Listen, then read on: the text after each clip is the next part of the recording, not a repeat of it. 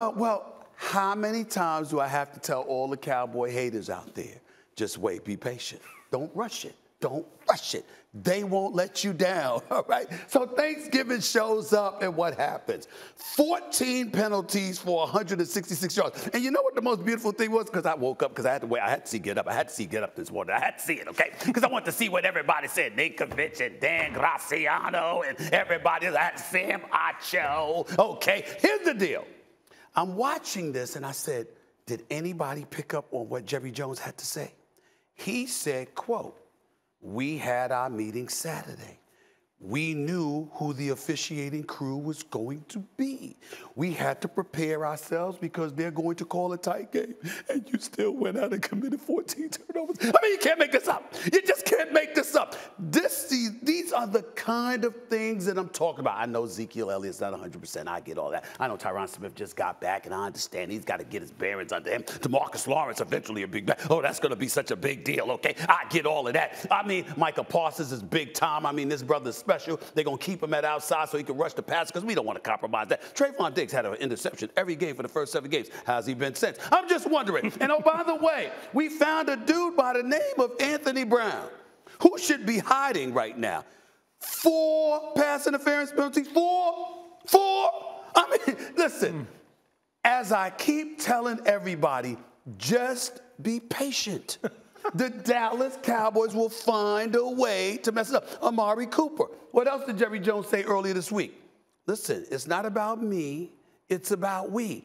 I never tell you how the Cowboys are going to fall. I just tell you it'll happen because they will find a way to get in their own way. And yet again, they just don't let me down. Listen, I should love the Cowboys instead of hating on them. It's really not them, it's their fans because they're nauseated and disgusting. I can't stand Cowboy fans. But Amari Cooper, you're going to find yourself in a position you don't get vaccinated and you got to miss not just 1 game, but 2 games. It's probably going to cost you the #1 seed in the NFC, which means you ain't going to have a bye week, which means that with all those injuries you've been suffering, you're going to expose yourself even more because you're going to have to play. Ryan? This is just a beautiful morning. It's just a beautiful morning. Cowboy fans are screaming at the screen right now, but still, it's a legit point. Yeah. They knew this crew called a lot of penalties. Yeah. They came in and they had an epically bad penalty day. Who bears the brunt of the blame for this undisciplined performance? In all seriousness, it's Mike McCarthy. It's Mike McCarthy. And the reason why is that you're the head coach. I mean, you're not playing. What the hell are you supposed to be doing? We can look at, we can look at their defensive unit. We can look at Quinn, and he's a former head coach in Atlanta who's now the defensive coordinator in Dallas, and we can put it on him, and I get all of that. But the reality is it has me looking at Mike McCarthy because Mike McCarthy, as far as I'm concerned, made a boneheaded decision the moment he arrived in Dallas when he hired Mike Nolan as his defensive coordinator at the time. I know Dan Quinn is there now, but think about that for a second. You get the job after being out of a job where Aaron Rodgers was your quarterback. You become the head coach of the Dallas Cowboys. Jokingly, in his defense, mocked himself about lying to get because he's trying to get the job, and he got the Dallas Cowboys job. And you pull a dude from the scrap heap that hadn't been a defensive coordinator since 2014 at the time when the Atlanta Falcons were one of the worst defensive units in all of football, and Mike Nolan was their defensive coordinator. That was your first hire. So, yeah, you corrected it, but it just shows there's some slippage there. It makes no sense. And so now here you are with the Dallas Cowboys, and you know that your defense is an issue, even though Quinn is doing his thing, and they're considerably better than they were last year. In the end, when you look at the absence of discipline. Think for a second who you were going up against. You were going up against Derek Carr, with Jacobs, with Deshaun Jackson, without the services of Ruggs. Waller gets hurt. This is what you're going against. That's not what you're going to face in the postseason. You got Aaron Rodgers.